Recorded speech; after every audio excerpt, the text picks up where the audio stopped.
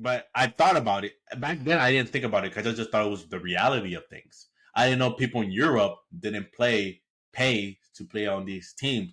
You just grow up in America. America's funded, built around money. If you don't have money, they don't care about you. All right, and we are back again. Episode 47 of the Box to Box podcast. If you don't know who I am, my name is Jose Tejas, and I'm the primary host of the show.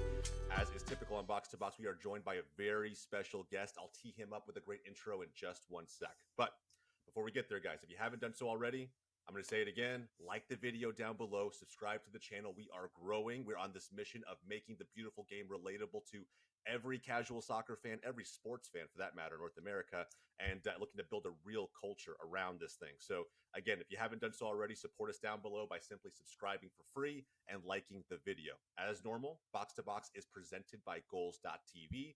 GOLZtv, where you can get your free, unlimited fan-made footy content today. For more info, head to GOLZtv now.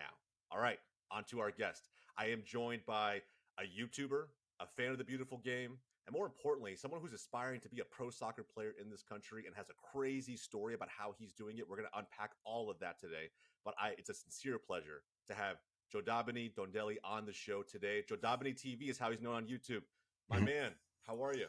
I'm doing good. Thank you for inviting me. Yes, my name is Jodabeni Dondelil, and I started playing soccer a little late, and at the same time, I decided to start a YouTube channel. And as I learned something, I shared it with the world, and that's where we are today. I love it, bro. I love it, man. And look, you have a crazy journey. You really do. And how I typically start these episodes for Box to Box is we kind of go from, most of our audience already knows, kind of go from the very beginning, your earliest days, Mm-hmm. your earliest memories of soccer, and we scale that into what you're doing today, right? And what motivated you along the way to keep going. Because as you know, right, and most of your audience Mm-hmm. knows, the grind to becoming a professional is real. And not many people out there shed a really great light on it the way that your Mm-hmm. channel does. So we're going to talk about all of that and kind of the work behind the scenes that most people don't get access to. All right. So let's Yes. unpack it from the very beginning. Okay. Mm-hmm. Let's start at day one. You already kind of answered who are you today. Let's start at day one with the earliest memories you have of the beautiful game. So I'm personally kind of curious. Does your love for soccer stem from your family? Did you become a fan later on? Like, walk us through that part of it, your earliest days. Okay, so one thing, my father, he actually played soccer, right? He got to the higher levels back in my home country, Congo, right? But nobody really cared. You don't get paid for it, so it's just a thing you did for fun. Mm-hmm. So although he did that, once I came to the States, um, you know, if you're from a third world country and you come to the States, the last thing your parents want you to worry about is, hey, go play sports. One thing they want you to be a doctor, engineer, a scientist, a nurse, things on those ends, right? Things that in our countries will give you a good life and a future for your family. So when we came here, my parents weren't too focused on sports, so they didn't put us in any sports. Maybe if we go to the park, my dad would do things with the soccer ball, but it wasn't really our like interest, right? We didn't grow up around it. Um, I mean, here and there, we'd watch the World Cup, but we didn't really know soccer rules because we never played the sport. And it wasn't until I got to high school, I was around 16. Freshman year in high school, I didn't play soccer. I did do track. I pole vaulted. So I was a pole vaulter. So I did track and pole vaulting, and that was it. I did football in seventh grade, but I was getting migraines. So my parents took me out of it because they were like, yeah, we don't want you to die. Yeah. So I'm okay with that. So during freshman year, we had a STAR test. So it's like in Texas, all the students have to take that tax test, whatever it may be. And one of the guys there, he's like, hey man, you're Jodabeni, right? I'm like, yeah. He's like, yeah, I heard about you. You're really fast, right? I'm like, I mean, I guess. And then he's like, you should come try for the soccer team. And I was like, I mean, so in my head, right, I was in PE at the time. And because track isn't all year in high school, you do PE, and then once track comes, you get into track. So I was like, okay, I guess I'll put soccer class, and they said if you don't make the team, you'll be put back to PE. So I was down. So, anyways, the first week of school of sophomore year, everybody's trying out, right? I'm just like laughing, enjoying myself, right? Because my friends invited me. And, any pass that I did, everybody thought it was funny. And then on the last day, Thursday, right? Before we went to go leave, I took off my shirt. And then I noticed everybody was like staring at me, right? Even the coaches. And then I whispered to my friend Ivan. I was like, "Hey, bro, why is everybody like?" I'm like, "Why is everybody looking at me?" He's like, "Man, because you're swole." I'm like, "Huh? No, I'm not." I'm like literally like a 16-year-old kid. I'm like, "There's absolutely no way I'm swole." So, anyways, I didn't think anything about it. I went home. I was like, "Yeah, I didn't make the team." Like, I was playing trash. Like, everybody was better than me. Next day comes, they went to go look at the soccer list, and then I was looking. No. First, when I got off the bus, right, one of my friends came. He's like, "Bro, you made the team." I was like, "No, yeah, stop capping. Like, you're lying. You're like." He's like, "No, you did." So this whole time, I'm like, they're lying. They're trying to gas me up. So I walk over there. I look at the list. Number 13, Dondeli, Jodabeni. I was like, "Huh?" Wow. Yep. Yeah. So I got accepted to the soccer class. So I made it in, and then the first day, the coach is telling me, he's like, "Hey, man, we put you on the team because we see that you have potential." But obviously, maybe because I was always fast, but I had no touch, I had no passing skills, I didn't know soccer rules. And he was like, "Yeah, but you're still gonna have to make the team when trials come. We'll let you stay in the class, but if you can't make the team, then we're gonna send you back to PE." So even here, I'm still being threatened to get sent back to PE. I was like, I mean, I guess. So training started, and I'm like very competitive. There's nothing that I hate more than being like the worst. I'm always trying to be the top 10 or top 1. Right. So whatever I learned, I'd go home and look on YouTube, and there was no videos. I remember there's a YouTuber, Sohail Var. That's literally back then when we were really young. He's the only guy that made videos. And then I was watching his videos, his little. That was all I had, right? Yeah. So I would look at those videos, training. We'd have training, and then I ask my classmates, like, "Hey, y'all trying to train after school?" And then they'll be like, "Why are you training after school? We already training in the morning." So I just understood that, oh, okay, I guess once you're good enough, one training session a day is good enough. So while everybody went home and did whatever, my mom would drop me off at the school, or I'd ask her, "Hey, let's go to the track so I can play on the soccer field." I train. If I couldn't go to the field, I'd be in the backyard hitting the wall. I didn't even know how to train. So I just spent like hours out there just trying to be like, maybe this would work. Yeah. So trials finally came, and I made the team, right? And even then, the first game comes, the coach doesn't play me at all. He's just like, and we lost. We lost pretty bad. And he came a couple minutes, he's like, "Hey, I know you may be upset that you didn't play at all." I was slightly upset, but not much, because I knew like everybody knew the game. I was just there. I was just more like salty for inconveniences. Why make me get on the bus, come all the way here, just so I can just. But anyways, I was like, it's okay. So the next game comes 1 week later, and some defensive mid, he wasn't playing good. So the coach called, they were calling me JD for short, because he couldn't say my name. He's like, "JD." I was like, "Yes, sir. Come here." Coach Toshner, rest in peace. But he was like, "Do you know how to play defensive mid?" I was like, "What is that?" And he had this like, and he's like, "Wow, you see that guy over there?" I was like, "Yes." He's like, "Just go there and don't let anybody score." I was like, "I got it." So mind you, my team, my JV team, they haven't won a game in 9 years. They're always losing every game. So I go in, and I don't know how to play. I just know, don't let anybody score. So anybody who had the ball coming towards me, I'm just like pressuring them like crazy, because I was like, okay, just don't let anybody score. Game ends. We tied 0-0, and my team is like championshiping me, like picking me up, celebrating. I'm like, why is everybody so happy? They're like, we haven't lost. This is the first time we haven't lost. And then like they knew like I made the impact. And ever since then, I started every game.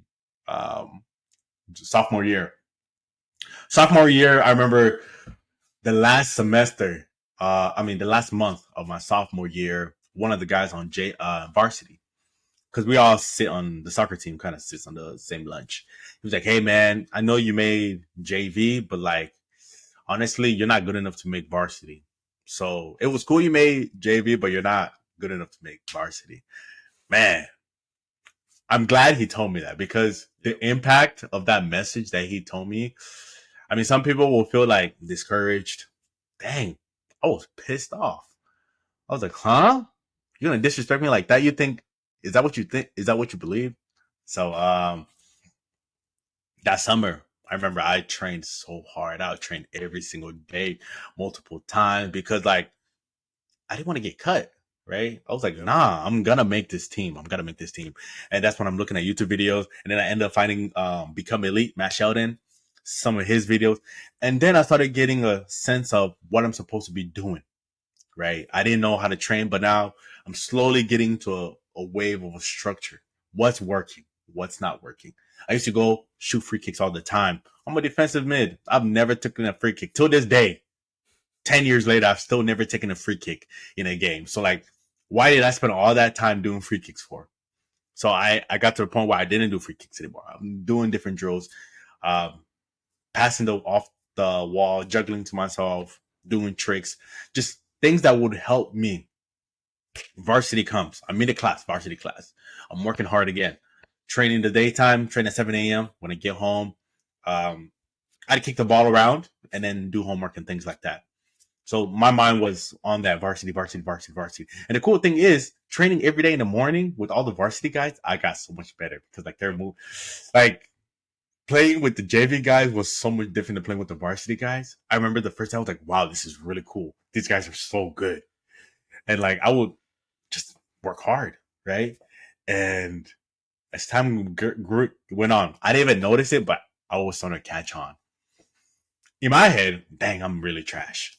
But I kept, I kept pushing, I kept pushing, I kept pushing, and then trials came, and the next day, look, I was still feeling down. Like I was in such a negative mindset that I was like, man, I probably didn't even make the varsity team. Like I don't care if I just make like the cameraman. At least let me stay and train.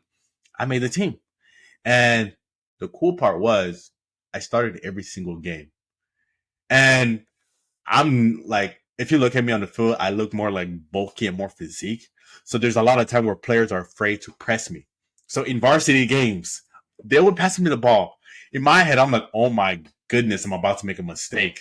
That's one thing I would always tell myself. Oh, I hope I don't make a mistake. I hope I don't make a mistake. But later on, I learned that you're not supposed to think that way. But back then, nobody was there to tell me. So that's how I was thinking. I was thinking like, don't make a mistake. Don't make a mistake. And people will fake pressure me, right? A kid will see me with the ball, he'll be like this. Like they won't actually pressure me. Yep. And I was like, I guess, and I'll just give it away. And then if you look at my varsity career, it almost looked like I never lost the ball, but it was because players just were afraid of me. High school guys. Yeah. So I was like, even the smallest guys, because back in JV, the smallest guys would take the ball away from me. But when I got to varsity, they're like, oh man, that guy's on varsity. That guy's swole. Like, I mean, I guess. So that was the first, that season we played varsity was the first time my Klein Collins, my high school, we made it to playoffs, second round of playoffs. And it was the best feeling ever. Like the whole district knew like, oh my goodness, Klein Collins has never made it to playoffs. We beat the first team. We made it to second round of playoffs. And it was big news. The team hasn't been in playoffs in like 13 years. And we were the first group. And I fell in love with the game. Once we lost playoffs, my teammates were crying their eyes out. Like I wasn't crying, but I felt hurt. I was like, man, we almost made it to state, right? Like this is my second year playing soccer. I was like, I love this. It's way better than pole vaulting because in track you're on your own, and you're literally competing against the people you eat with every day, right? You'd wake up and then like when contests come, like people will be snakes, but during the game on the soccer team, everybody's like together. So I love that feeling. And ever since then, like I kept going. I love that, man. Seriously, look, there's so much right there that you ran us through in that story. I think there's a lot that well, first off, I will say this. Losing in playoffs, I remember my team losing in playoffs twice on a path to a state run, and it's people. If you've never competed on a team sport that was extremely competitive, I don't think you'll get it. It's heartbreaking, like really no other thing is. And like Yeah. you hadn't even been playing that long, and you Mm-hmm. kind of understood what that meant to all of your teammates around you. But Mm-hmm. I want to go back a little bit to a transition that I think you walked us through, that a lot of players out there, especially as competitive as you've made it in your career, Mm-hmm. won't understand, because most of those players have been started at a very young age, right? They started Yes. playing recreational when they were still single digits, and then as they got into teenage years, maybe they were playing select or club ball.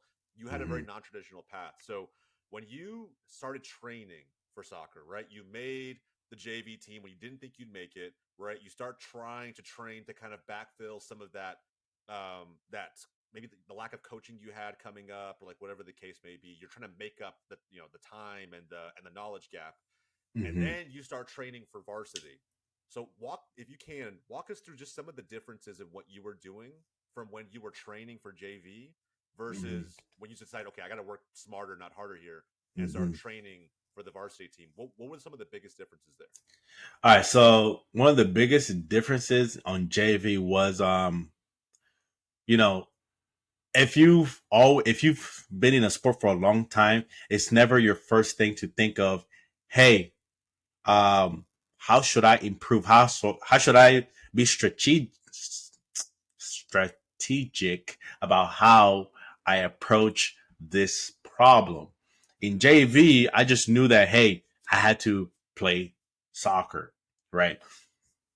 Everybody told me, oh, you're just gonna play more, but nobody told me, hey, this is what you need to train.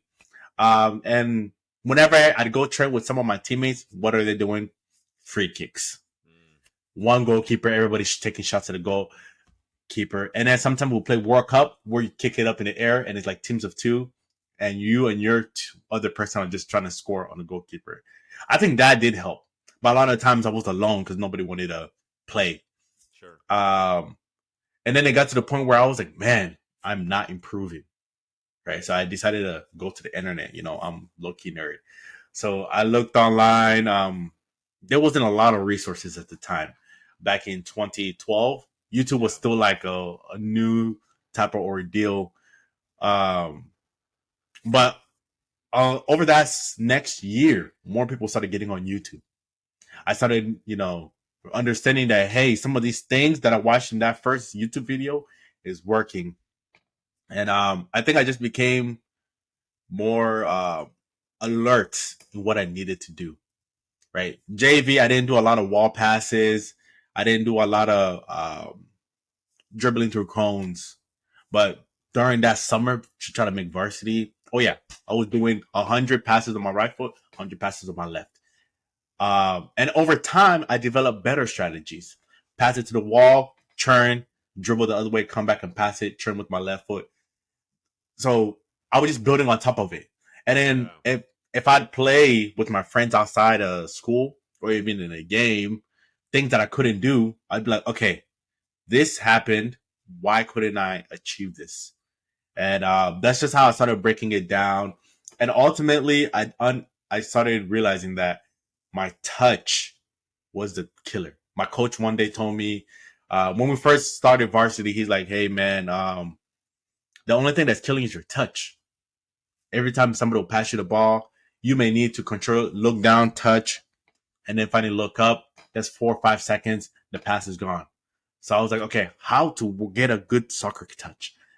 And then that's, I was just doing what I was, somebody, that, bro. Yeah. You had no coaches, right? At the end of the day, yeah. Like, I feel like that's the one advantage that so many players, and we'll talk about it in a few minutes, right? The whole pay to play model. That's the one, I would say, advantage that they have. They have access to top level coaching and training, and you're Googling things on the internet and on YouTube trying to find something that's going to allow you to get better. I mean, to me, it's crazy.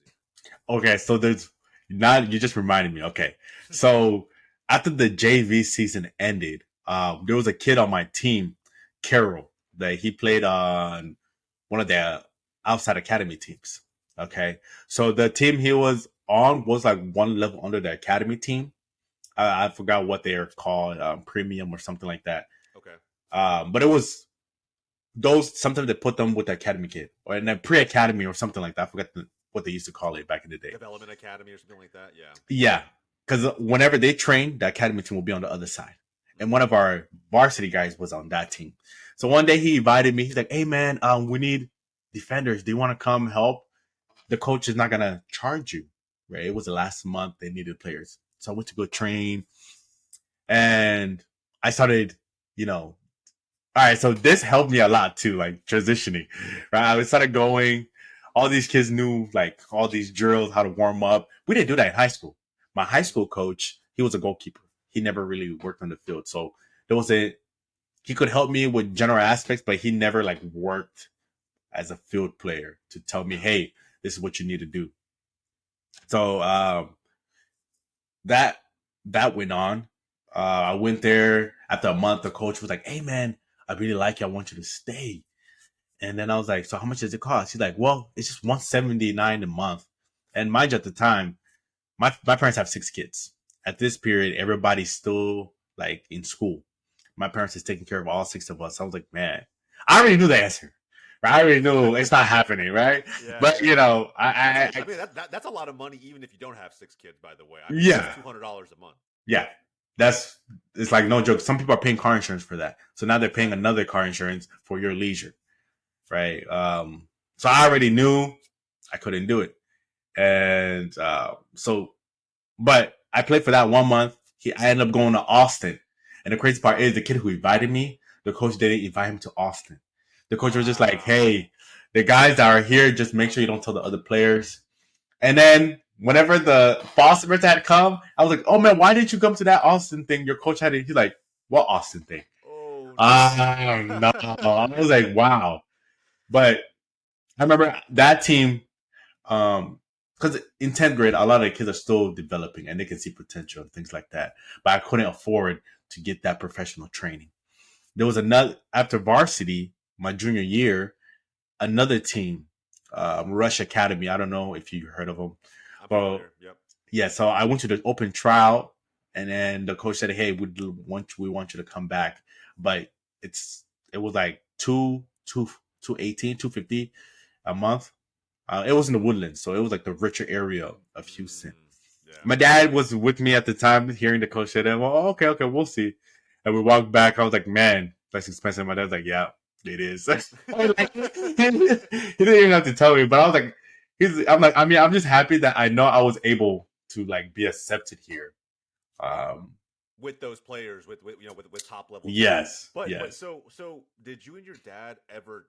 I mean, were you ever curious as a player as to why it costs that much? Like, I'm really curious for your thoughts on this whole pay to play model the U.S. has, because in my opinion, it's the one thing that holds us back when you think about how we develop our youth and you compare it to other countries around the world. Those financial obstacles just don't exist anywhere else. It's only here. So you experienced it firsthand, and it literally prevented you from improving your game. I mean, do you ever wonder like how your game could have improved if that wasn't? Oh yeah, 1000%. Like during the summer when I'm just passing with the wall, those guys are going back and training full on with the whole team. Right? They're doing it for 3 months, or even before soccer season starts, they're training with those teams. So they're getting better. They're getting better. They're getting better. And those coaches, some of them play professional. So they have connections.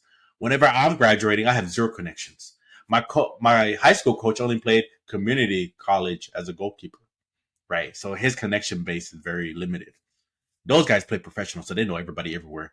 But I thought about it. Back then, I didn't think about it because I just thought it was the reality of things. I didn't know people in Europe didn't pay to play on these teams.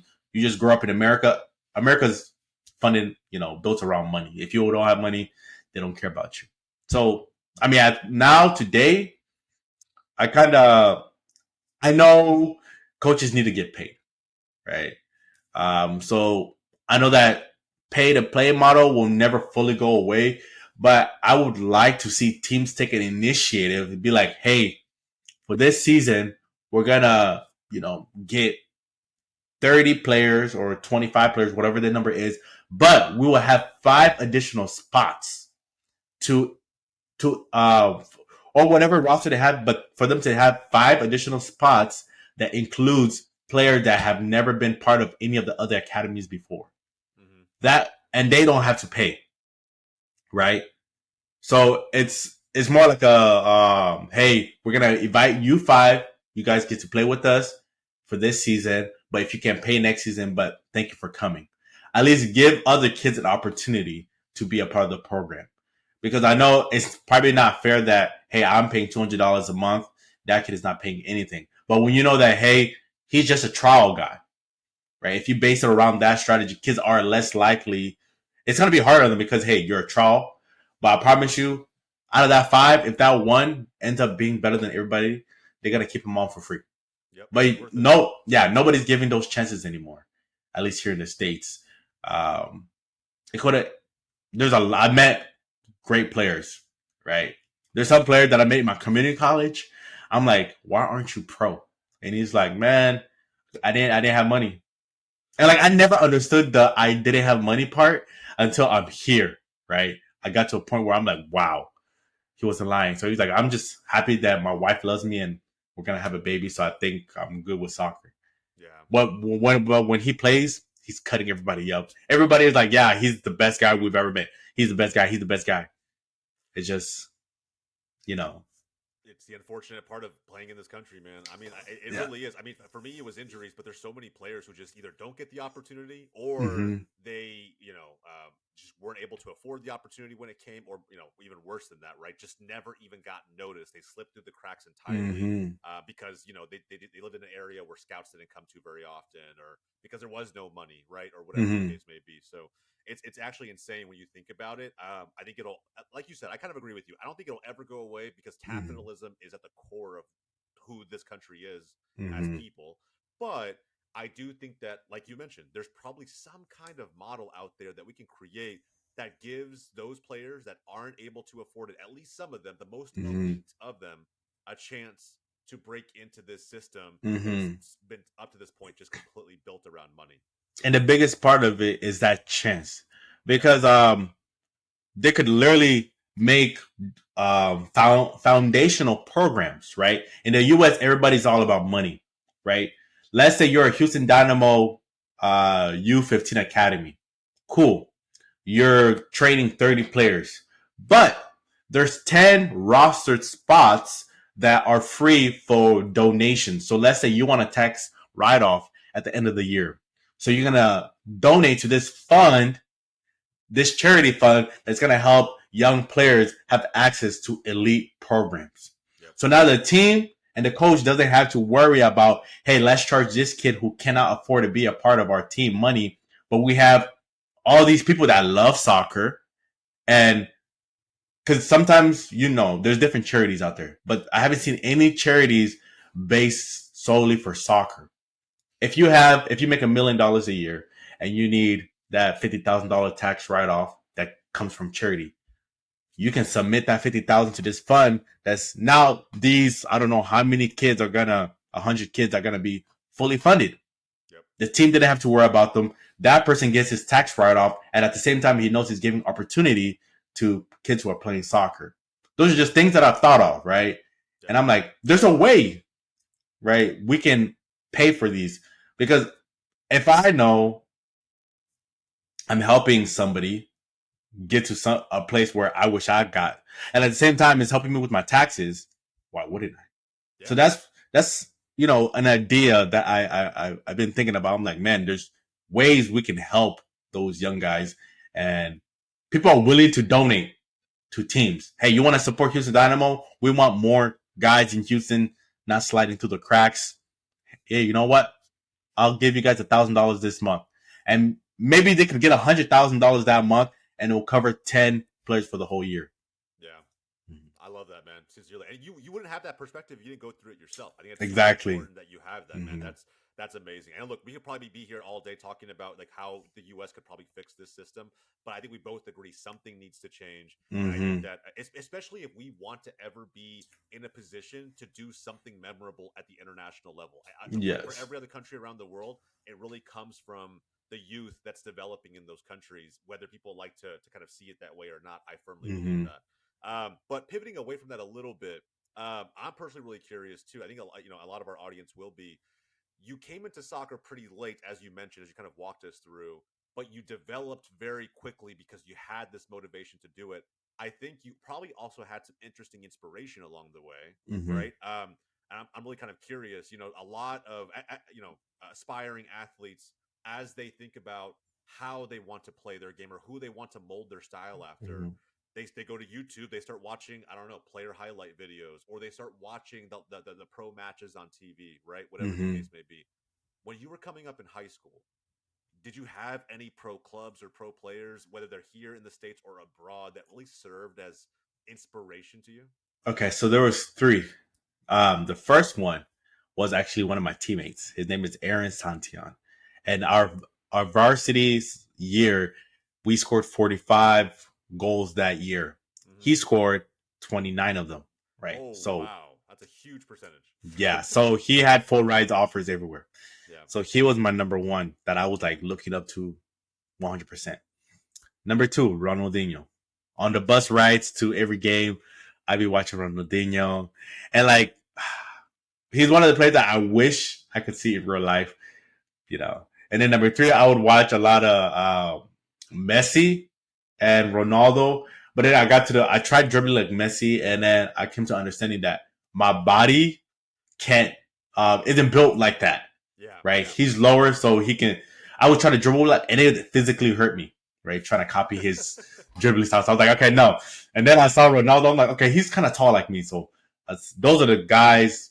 And it was cool because Aaron was somebody I could watch in real life, Yeah. right? I kept every time we train, I'm inspired. Like, oh man, I want to be like this guy. He no longer plays because he had a brain injury from Oh, soccer. wow. So they're like, if you get another concussion, that could be it. So he couldn't play anymore. But the little light that he shined on me, you know, somebody who's right next to me right here is that good. I was like, okay, I can be there. Because whenever I was watching like Ronaldinho and Messi, I'm like, all right, they're already like at the top leagues, Yeah. right? It seems a lot farther away. But when you have people close, it was very motivating. That's why like on my videos, I'm always telling players, try to get on the best team you can because you're gonna get humbled. But in that humbling situation, you're gonna see some beautiful talent. You're like, wow, I want to keep going. I want to keep going.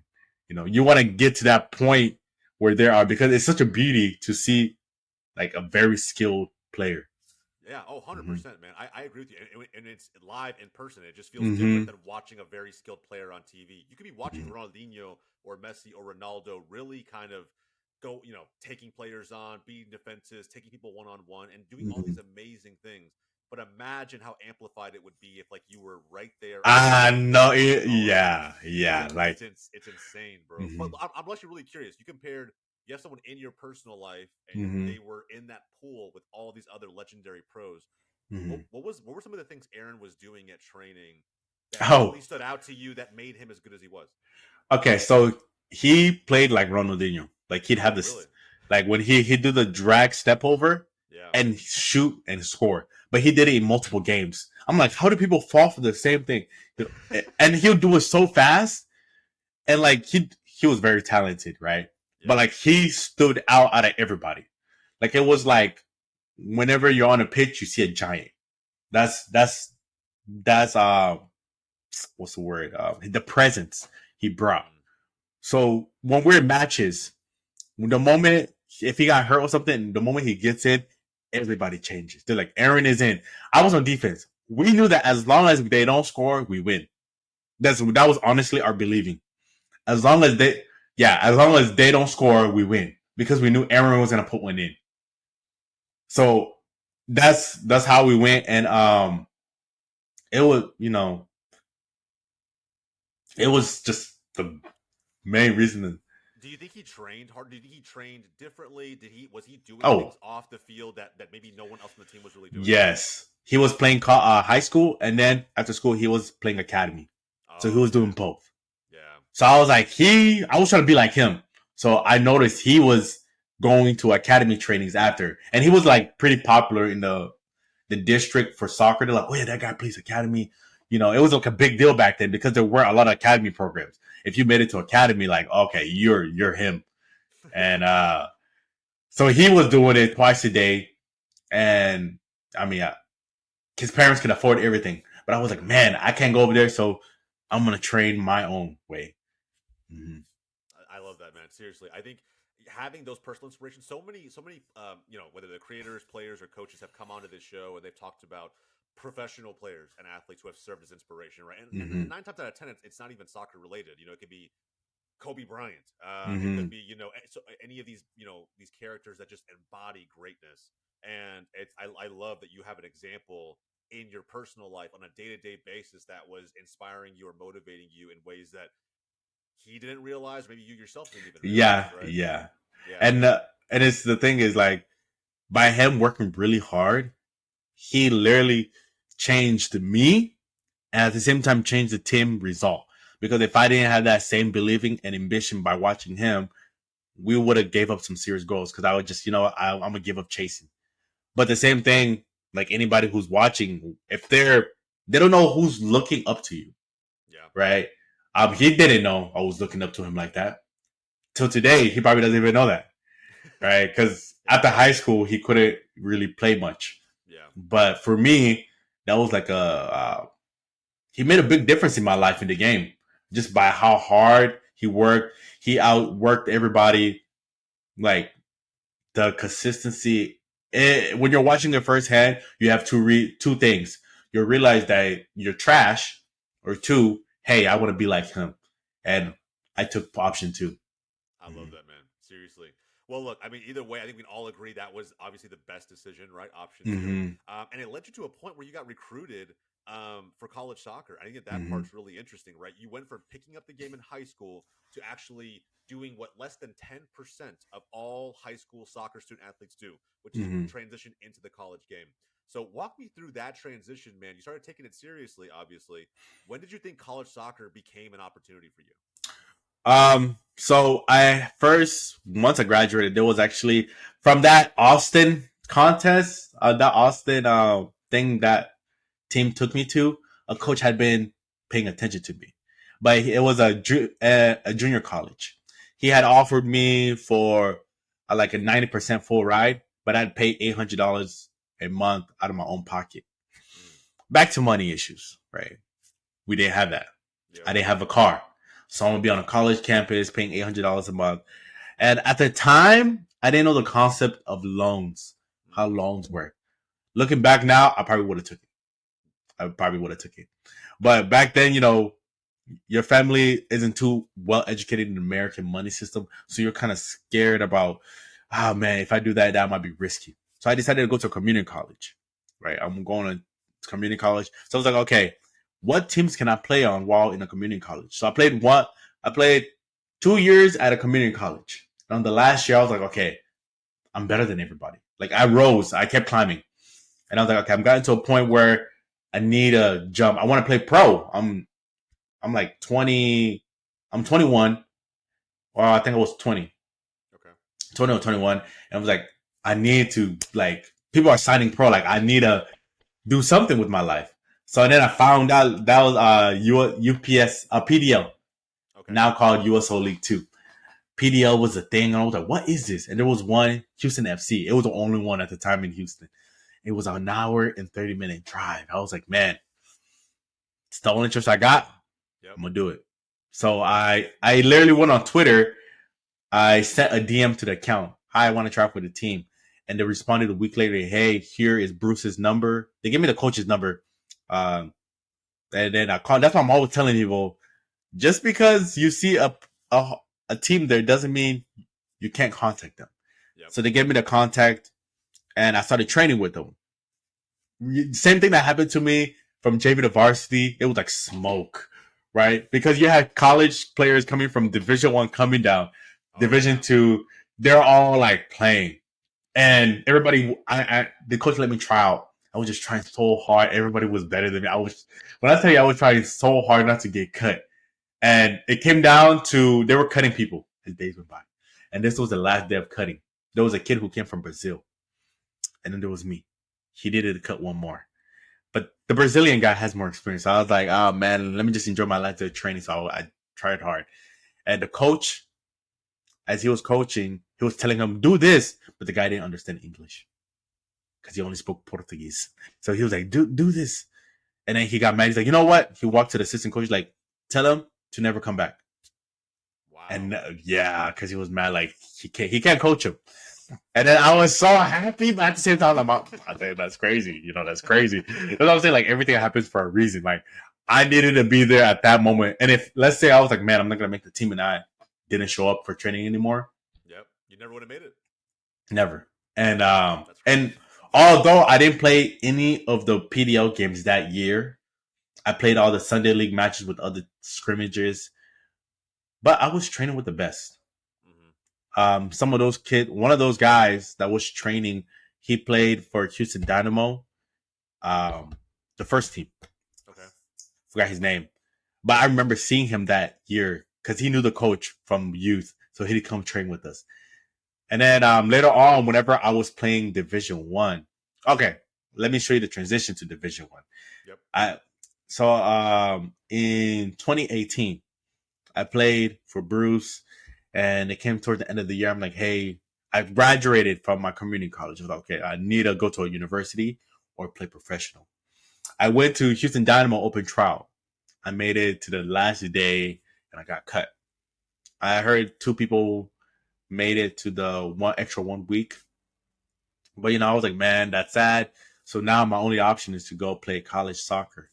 So I started, based off my believing, I was just submitting it to Division 3 schools, Division 3.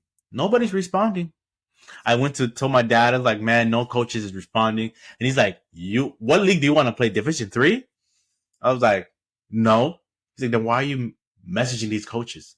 What do you want to play? So I want to play Division 1. He's like, okay then. Email all the Division 1 coaches. Okay, so I took my dad's advice.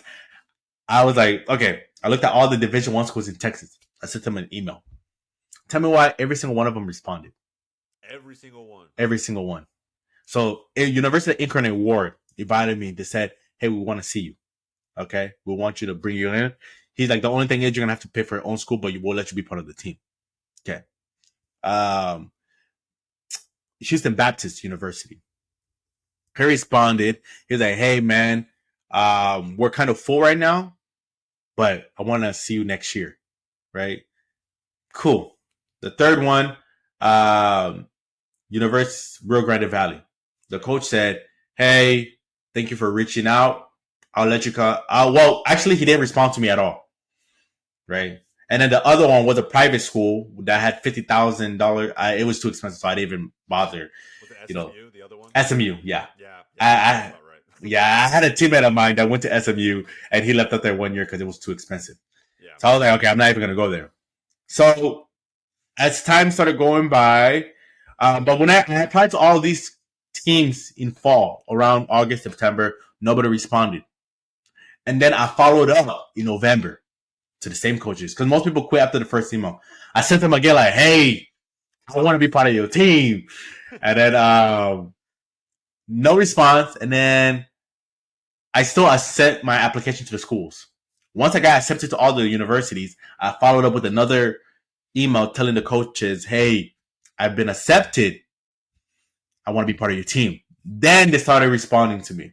So now I understood that once you get accepted to a university, a coach is more likely to listen to your email. I'm pretty sure they saw the other ones, but they ignored it. Yeah. Well, now it's less work for them technically, right? Because now they know you can get in. It's just whether or not you're good enough for the team. Yeah, because I already been accepted, and and like the GPA requirements were crazy for some of these schools, but because I had an associate's degree, and in my email, because whenever you're applying to these universities, they make you write an essay like, why do you want to come to a university? Guess what I wrote? I wrote one sentence. If you guys don't take me, somebody else will. I wrote that for every. I told them, I'm not gonna write you a paragraph. Who cares? An essay. I wrote that, and they're all the schools accepted me.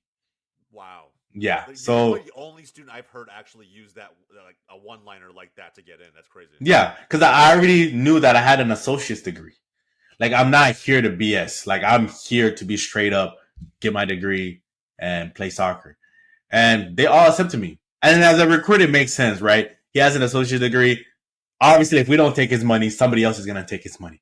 Very true. Yeah. So they all accepted me. And people still till today, they're like, how did they accept you? I'm like, they're human just like me and you. If you're on that other end, I'm going to accept you if I'm on that other end. I'm like, all right, you're right. Might as well let's take your money, you know? True. And so 1 week before school started for the spring semester, the UTRGV coach messaged me like, "Hey, Jodabeni, I saw your email. I want you to come trial for this spring semester. And if you do well, we'll let you stay, and then you still got to trial to make the team in the fall." Incarnate Word said I can already stay. UTRGV was ranked 34th in the nation. I was like, man, I just thought to what my dad said. This school is 6 hours away. I've never left home. I only had $1,500 in my bank account. I've been saving over the year. Yeah. I was like, you know what? I'll take the risk. Drove 6 hours. Next day, the coach invited me to watch the training. Woo! More smoke. Then I was like, holy, because out of that team, William Akio, he plays in Europe. Yep. Sanchez, he played with Houston Dynamo, Toros, and now he's on another team in the USL Championship. We had Arthur, who's also in another USL Championship team. Yep. We had Ruby, who played on the Nisa team. So when I tell you that team was stacked with good players, it was stacked. We had another one who's playing North Europe. Oh, he's from there. He's playing professional. So we had this group of guys who were playing there, right? So I'm there watching, like, praying. I remember I was just praying like, God, please help me make this team. Every day, my dad told me before you step on the pitch, say a prayer, because other people are praying too. Make sure your prayer is stronger. I just kept doing that. And just by working hard, and, you know, because working hard is one thing, but working strategically hard is another. I would ask players all the time, hey, am I doing this right? And they'll tell you. But usually if you don't ask them, they won't tell you, because a lot of players are soft today. Like if you tell them, hey, man, you're supposed to, they get salty. Like, who do you think you are? But me, I just try to keep a humble heart, be like, hey, man, what do I need to do better? And one person will tell me, but I'll sneak and ask somebody else just to get their opinion. And over time, now I don't need to get all these opinions, right? I got everybody telling me the same thing. So I started getting a flow of the waves, and it led me to making it on the team. Man, and now look at you, man. Look at you. You played a couple years on UTRGV, which is, no matter what, a D1 program, which, like I said before, not only do less than 10% of all high schoolers go on to play college ball, but an even smaller percentage go on to play Division 1. And you did it. You're living proof. And what's crazy about this whole story, we haven't even touched on it yet, and I kind of want to touch on it now. In the midst of all of this, right? You're creating content, and that, to me, I don't want to downplay any of the achievements that we've already talked about on your path to where you are today. But I think the fact that I know firsthand that content creation is basically its own kind of part-time job, and you were doing that while tackling arguably another part-time or full-time job in college soccer. So yes, walk me through where the motivation for creating content really came from, man, because it's so much on your plate. Okay, so whenever I'd look online, I got to the point where I was like so angry and frustrated that there was no one out there helping us. Like, I was so angry, like, man, everything that I learned the hard way that I could have learned in like a couple videos, nobody was there to teach me. So, like, I just felt like, hey, I gotta warn everybody else. Like, I gotta show them how to do it. And whenever I learned something new, I'd go back on YouTube and reteach it, right? Like, my old videos, like, I didn't think anybody gonna look at it, but I was like, hey, man, if there was another me out there, I'd rather him have this video for him. And I just started posting them. I didn't think it was gonna blow up at all. I just enjoyed it. I was like, hey, there's a kid out there who's gonna be in my shoes. I hope this helps you. And then, like, time went on, and the video started getting traction. And the cool thing is, my first training session, when it ended, our assistant coach at UTRGV, he was like, guys, you got to remember, today's another opportunity to be better today than we were yesterday. A lot of the guys on the team didn't know I had a YouTube channel, but I guess the coach knew me from my YouTube channel, which I think it did influence him bringing me on. Yeah. And one of my teammates looked at me when the coach said that. I was like, they watched my YouTube video? Yeah, so, and I didn't know how much of an impact my YouTube channel would bring to the soccer world. Yeah. Not knowing that there's so many people who are going through the same thing you are, and you're just trying to help them have a leverage. Kids will always ask me, "Hey, can I have your cleats? Can you pay for my ticket here?" Like, I'm like, I know I'm making videos. I know you see YouTubers making millions of dollars, but I'm sorry, I'm not one of those. I'm literally like picking up pocket change. And the motivation, and another thing I remember I finally got monetized. Okay. But universities don't let you earn money from YouTube at the time. So I had two options. Turn off monetization. But at the time I was making like, at the time I was in my university, I had around 10,000 subs and I was averaging like $65 a month. Right. So it was, because soccer niche is not you don't make a lot of money from it. It's still pretty niche, you could argue, actually. Like, it's Yeah. still like tough to monetize. Mm-hmm. Compare a lifestyle YouTuber to like what a soccer YouTuber would do. Mm-hmm. So I took the money, right? I was still monetizing, and I knew my whole plan. I was like, hey, if NCAA comes to me, they're like, hey, you're making money off of this channel. No, I'm not. YouTube puts ads on copyrighted music. So that was what I'm going to do. The music that I had on it, because I'm not going to give them my password to go into my account. There was absolutely no way they could know that you're making money off of YouTube unless you had a sponsorship that sponsored you publicly. So that was the key for anybody who's watching out there. There's no way they can know unless Nike actively comes out and says, hey, we're going to sponsor Jodabeni or Adidas or any small company. So just stay away from that. So I was getting that, and it would help me out, right? So I'd get that. It helped me out here and there. And whenever the season would end, I'd have to get a job. I was working at Walmart. I'd always work, and I'd save up to pay for the rest of the rent for this rest of the year. And, you know, I was always like trying to keep above water, like stay afloat. So I had no time to rest. And I knew that if I signed professional, I won't have to worry about all of this. So I kept pushing hard in soccer, kept pushing on school, because I'm like how the virus came around. Yep. Players weren't playing. Players were suffering. Some players were working at grocery stores to make ends meet. Mm-hmm. I said, there's no way. There's no way. So that's why I had switched to engineering to get my degree in. Mm-hmm. I love that, man. Seriously, it's a crazy journey, but I like to hear that, you know, your only motivation really was, at the end of the day, to benefit the future players who one day would be in your exact same shoes. Mm-hmm. And in all honesty, man, it's a massive number number of players who just maybe don't even, you know, have great access to the internet for whatever reason. Maybe they live in a part of the country where their internet's trash, and they just, you know, they don't get on YouTube. They don't understand that this content exists out there. So I don't know, man. I love it. I think it's always cool to see, you know, creators pay it forward to the next generation of players or the next generation of fans who are going to come behind them and try to do what they're doing. I think it's awesome, man. I know we're getting close to time here, but I do have one question that I always try to, a couple questions actually, that I always try to kind of bring out in the show. The first is more tied to your personal journey. So do you have any advice for not even just the aspiring player, maybe the aspiring content creator, right? Someone who maybe has yet to start producing videos, but they have an idea. Or on the player side, maybe they have yet to start, you know, really taking their training seriously. Maybe they're still just going out there hitting shots against the goal by themselves or something. I mean, if they're scared to take that jump and start taking it a little more seriously, what's the single piece of advice you'd give to that person? The number one advice, I say jump in. The fear we all face is like whenever you're at a pool or at the beach, the first fear you have is getting in. And once you get in, it's not as bad as it looks. Yeah. When it comes to you, when we look at YouTube, the way I started, I was scared of putting myself in front of the camera. I was like, man, you know, everybody has their own insecurities. And then soon you'll realize that people aren't watching your video to look at your blemishes. Nobody's watching my video to be like, oh yeah, that guy's really black. Oh, that guy, his breath probably stinks.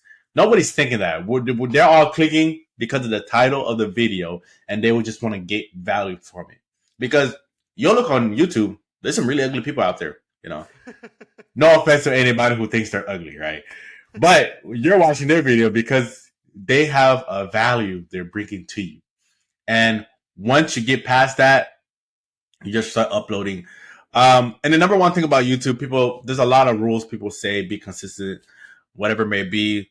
consistency does help in the long term because if you make 1,000 videos, that's 1,000 chances of one of your videos to go viral. If you make one video, you only have one chance to go viral.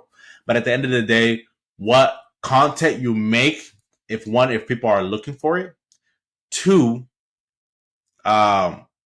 if you have a clear audio mic, and three, if people can see you. I personally prefer connecting with the audience with yourself because it's more relatable. If you can just do those three things, your video will do really well.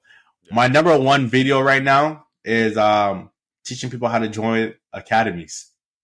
And whenever I made it, I had like 50 views for like, I don't know, 6 months. And I was happy with it. I was like, man, I helped 50 people. Yeah. Today it has 129,000 views. So as time goes on, more people are becoming 12, 13, and ready to go to the academies. And then there's my video. And then for the soccer part, the number one thing I'd say is do what you can do in your own power. Focus on what you can control. There's nothing in this world that you can force that isn't in your control. You want to play on other academies, you don't know the coach. Do what you can on your end. And people just think, oh, I just got to train. No. Training is just a part of it. You got to start emailing. I'll open up my DMs on Instagram. Hey, can you give me these coaches X, Y, and Z? Hey, can you give me this? Can you give me everybody? It's a lot of give me's. And by people messaging me that, I understand that they're not actively going after it. Now, me, whenever I'm messaging coaches, it's not just, hey, I'm good enough. I want to come into preseason. Hey, you bring me onto your team. I know I'm good enough. But not only that, I have over 20,000 people who watch my content. So immediately you have more audience who's going to come watch your team. Even if I don't play in the game, you may have 50 people who paid the $40 ticket to come watch. Off of me alone, even if you don't play me at all, you're going to make more profit than that guy who's coming, who can maybe be slightly better than me, but he's not giving you profit. You're just paying him. Yeah. So now you start looking at different aspects of the game because there's just not one thing. So focus on what you can control. You can definitely control how much you train. You can definitely control who you contact. You can definitely control what you put inside your body. Pause. But everything, it's in your control. You focus on that. And I feel like it's like that with everything in life. Right now, in my current situation, I still want to play professional, right? I mean, Maryland. I'm still doing what's in my control. I can't go tell Houston Dynamo coach, hey, put me on this team. But I can definitely make myself better. I can definitely be actively still reaching out to coaches. I can actively be training on high-level teams. That's what's in my control. I let God worry about the rest. Man, that's a great answer. And first off, that's not even one point of advice. There's multiple points of advice in there. So for anybody tuning in, I highly encourage you to kind of go back, watch that part again, control what you can control on the player side, and do everything possible to continue being consistent with your grind on the YouTube side. There's so much there. And then final question of the day, man.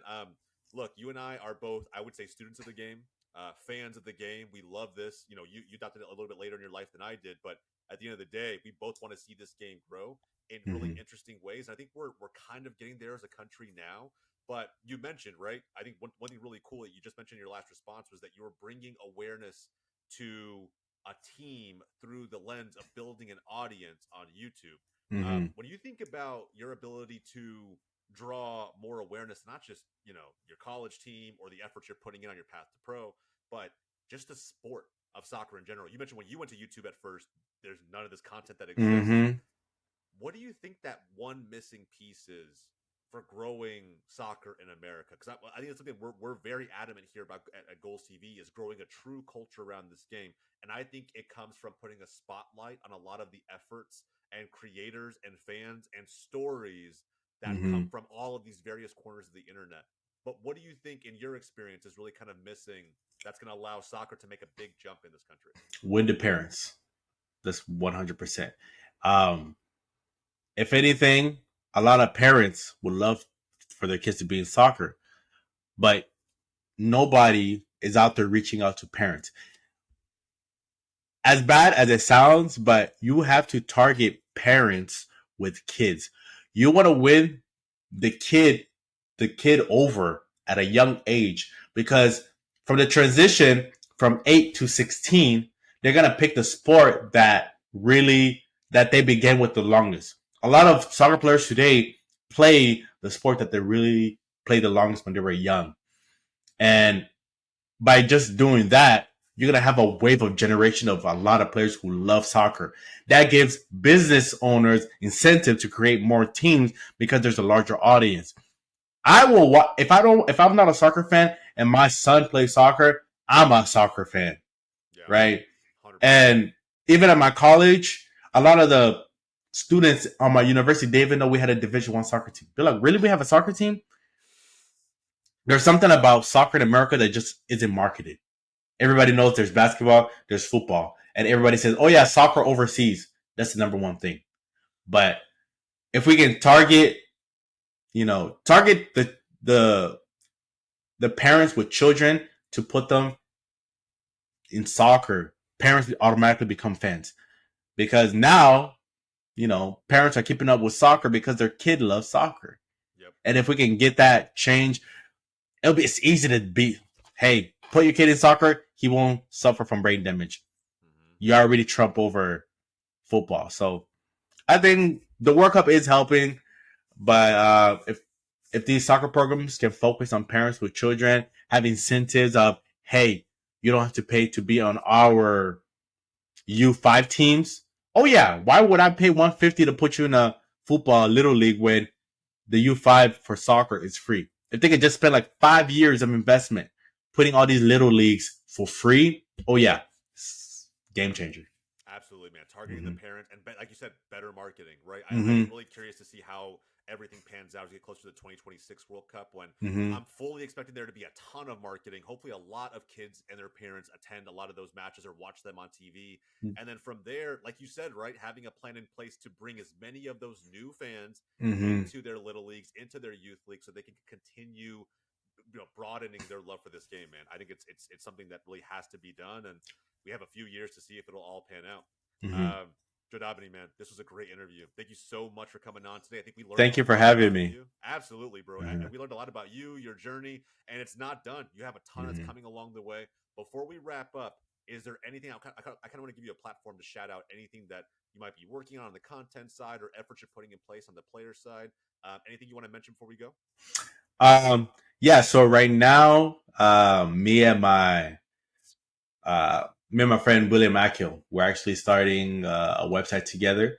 It's gonna be udddevelop.com. So we're pretty much putting out a bunch of free stuff and some paid stuff, but we've been working on it for over a year. So if you look at the website, because there's a lot of, I can tell you to email coaches, but do you really know how to write a good email? Do you really know? There's just a lot of tiny details that I'm trying to fit in, because people who watch on my on YouTube video, there's a high chance they're not going to get seriously. If you pay, let's say $5 for a certain package, you're going to take advantage of it because you don't want to say I wasted my $5.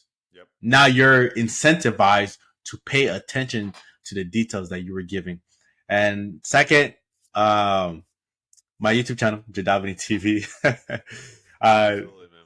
Yeah, that's the two things that I'm working on. And yeah. Awesome, man. And like he said, guys, we're going to link his channel down below, Jodabeni TV, a ton of content that educates aspiring players on the path and the steps they need to take to make sure they're on the right path to college soccer, to pro, whatever that case may be. And he's debunking a lot of myths along the way. So again, we'll link that down below along with all of his socials. And again, Jodabeni, seriously, man, thank you for coming on. Hopefully we get you back on for a repeat episode once you land that pro contract, or once you're able to kind of, grow your channel to a certain point. I think it's going to be a fun kind of making this full circle. But again, for everyone, if you stuck around to the end of the video, we really appreciate you. If you haven't done so already, like the video down below, subscribe to the channel. It's a free layer of support and helps us get the word out around making this beautiful game more relevant to the next generation of fans. From everybody here at Box to Box, my name is Jose Tejas. Thank you so